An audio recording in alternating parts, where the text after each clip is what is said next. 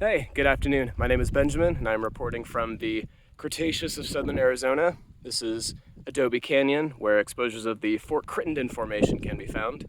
I'm here today looking mostly for invertebrates, gastropods, which are snails, and bivalves, which are clams, are fairly common here. It's also possible that we may find gar scales or maybe teeth of small vertebrates.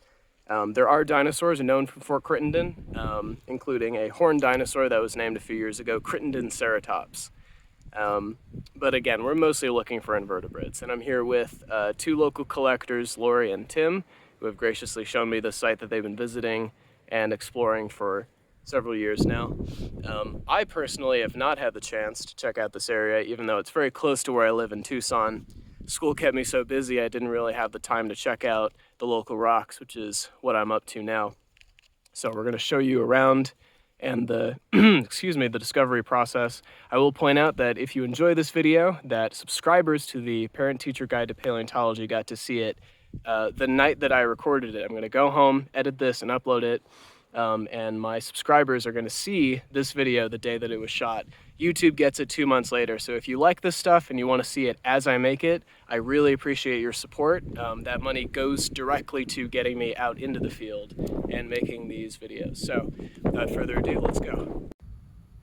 So already we've got a couple of shells, very fragile, pretty well preserved.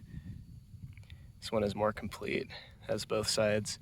This is a bit of a ratted out gastropod, I think. They're all coming out of these sort of yellow mustard cliffs, and it goes all the way up to the top up there. This is a freshwater environment, so we're seeing lots of clams, snails, and other stuff like that. Here's a clam that's in situ, meaning it is in location where it was buried. You can see that's I believe they call that the beak, the tip on this side. And this matrix is so soft, you could probably just dig this out with your hands. I do have some tools, but this stuff is pretty loose. I think I'm gonna leave that one alone though. Looks like it's gonna break if I try to uncover it. There's many, many, many, many, many more to find. We got more stuff in the rock here. Little snail, a little bit of something up here. These are more things in situ. There's a nice one. And I think that's a silverfish. Little bug. And then you get this stuff up here. This is stuff that is crumbled and washed. And you can pick through. See, like that's a shell right there, I believe. It can be hard to tell looking through the viewfinder. Yeah. So this loose stuff can be bagged to search for microfossils. Until this guy is a nice, complete, loose clam. There we go. Check that out. You can still see those growth lines. Not fresh enough to eat, but let's see. Better than my boring little Swiss Army knife I use. I usually have this. Here we've got a gar scale, which is not an uncommon find, but I'm still glad to find at least one vertebrate fossil today. Cool. Another clam just ready to pop out.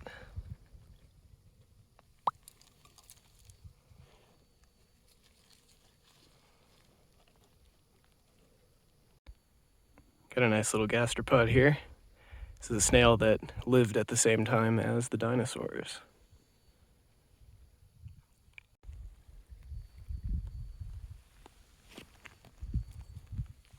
Prickly pear and oysters.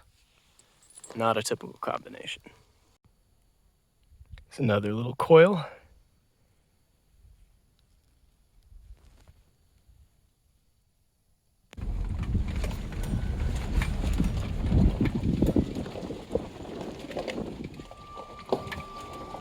We're up at a new layer, different coloration. Instead of that mustard yellow, this is more sort of grayish and red. Even in here, we've got tons of little pieces of shells. I don't know how much of this is going to show up on camera, but whole block is full of what I would call shell hash, tiny little pieces.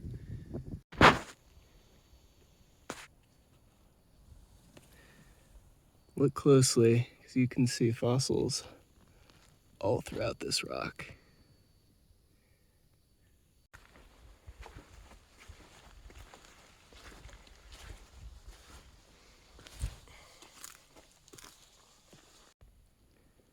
Little rodent jaw among the rocks.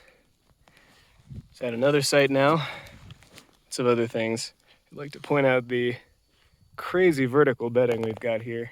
It's probably hard to tell on video, but this is, I'd say, a good 80 degrees. There's my shadow down there. More red beds here.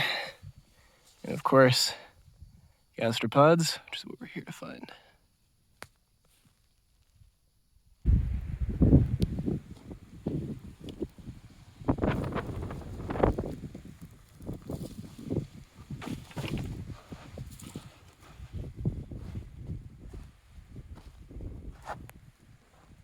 Surface here so soft, all the sediment powdered up that all the fossils are just sitting on top here. There's a clam just sitting there. There's another snail.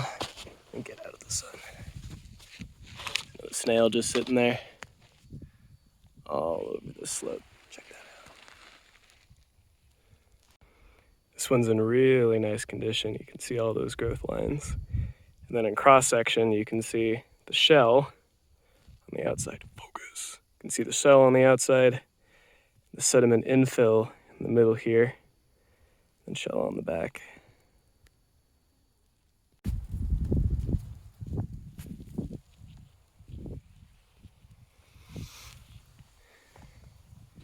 This black sediment and this bright green slime.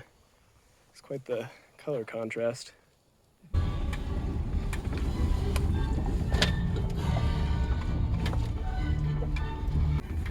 That is all we got time for today, but thank you very much for watching, and I will see you next time.